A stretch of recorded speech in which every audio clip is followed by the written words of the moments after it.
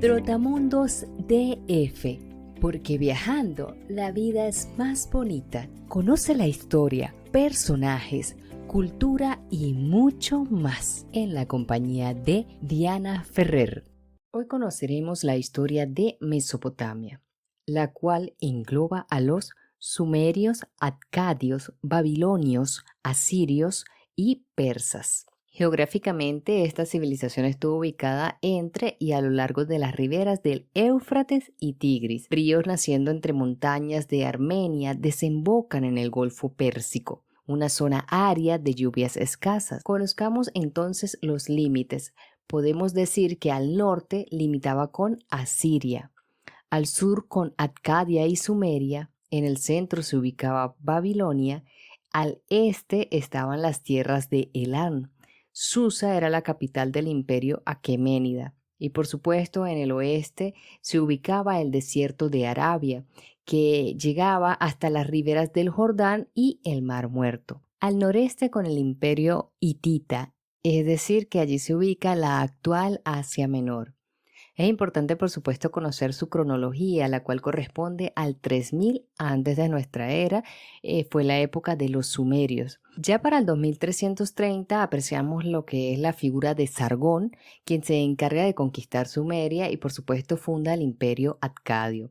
En el 1800 se da lo que es la toma de Babilonia y por supuesto el último periodo que correspondió a los asirios, y esto fue en el siglo VI antes de nuestra era, que ellos fueron sometidos por los persas. Es además importante conocer las características generales. Esta fue una sociedad que se consideró fluvial porque estaba situada en las fértiles llanuras de los ríos Tigris y Éufrates. Era una sociedad agraria con economía basada en la agricultura de regadío y fue la primera civilización urbana. Vale destacar que a fines del cuarto milenio antes de nuestra era, la prosperidad en las ciudades de la región mesopotámica empezó a menguar debido a sus sucesivas malas cosechas, ocasionadas quizás por la creciente salinización de las tierras. Ahora bien, vamos a reflexionar sobre lo que era la figura del rey o sacerdote. Este era el representante de la comunidad ante los dioses. Posteriormente fue desplazado por monarquías seculares de reyes y guerreros. El palacio reemplazaba al templo como centro de vida común. Las nuevas dinastías conquistaron territorio y esclavizaron a otras poblaciones. Así obtuvieron los excedentes que buscaban. En el aspecto social existía el templo. Era el centro religioso, pero en el año 2600 surgió el palacio para dar un nuevo orden político. Asimismo existían entonces los libres o privilegiados, que eran los sacerdotes, reyes, funcionarios, tenían el control de las cosechas y el pago de los impuestos. Seguidamente se ubicaban los semilibres o dependientes. Estos eran los comerciantes, artesanos, agricultores y pastores. Ellos debían trabajar para pagar el impuesto de la clase privilegiada. Los no libres eran los esclavos y ellos surgían de lo que era la situación de la guerra. Cuando hablamos de religión tenemos que detenernos en lo que es el mito cosmológico, que se dividía en dos estratos, el celeste y el terrestre.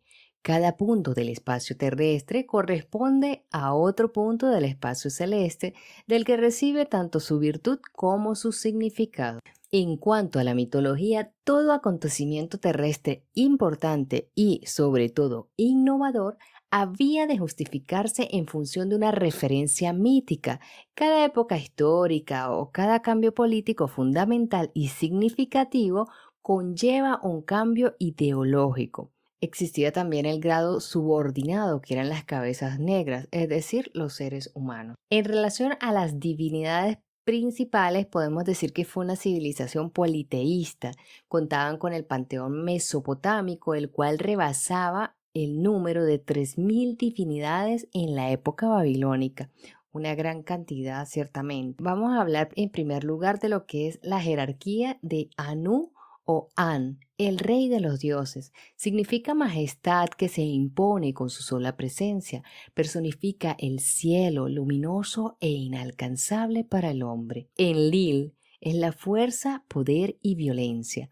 Participa en la creación, dueño de las tablas del destino. Se personifica físicamente en la tempestad o trueno. Ki personifica la tierra, también llamada Nintu, la señora que pare.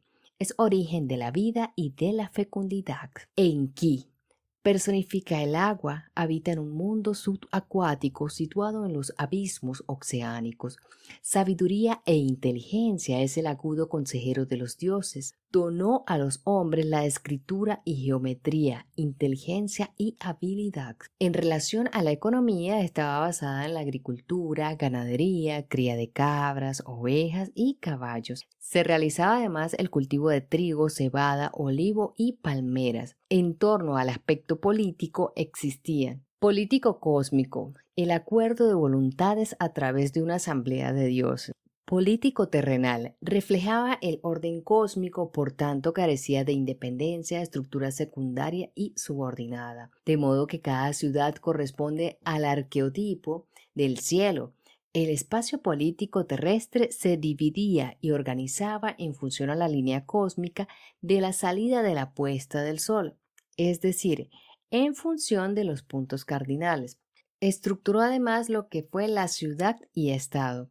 Existían ciudades independientes y autónomas que tenían sus propios gobernantes, leyes, templos como los zigurats y dioses. Los imperios, por su parte, tenían continuas luchas entre los pueblos mesopotámicos y ocasionaron el surgimiento de grandes imperios. Vamos a conocer lo que fue el arte, y es que ellos cocinaban arcilla para obtener terracota con la que realizaban cerámica, esculturas y tablillas para la escritura. En la escultura emplearon basalto, areniza, diorita y alabastro. Trabajaron metales como bronce, cobre, oro, plata, nácar y piedras preciosas. Crearon también los sellos cilíndricos, en los cuales emplearon piedras como jaspe, cornalina, serpentina, entre otros. A manera de cierre podemos mencionar parte de sus aportes, como lo fueron la escritura. Los testimonios más antiguos han sido hallados en el recinto de Uruk y en los enclaves de Ur. El alfabeto de símbolos fue otro aporte, el zodiaco, la semana de 7 días y el arco de bóveda. Esta fue una presentación de Diana Ferrer para Trotamundos DF, porque viajando la vida es más bonita. Síguenos como @trotamundosdf. Muchas gracias.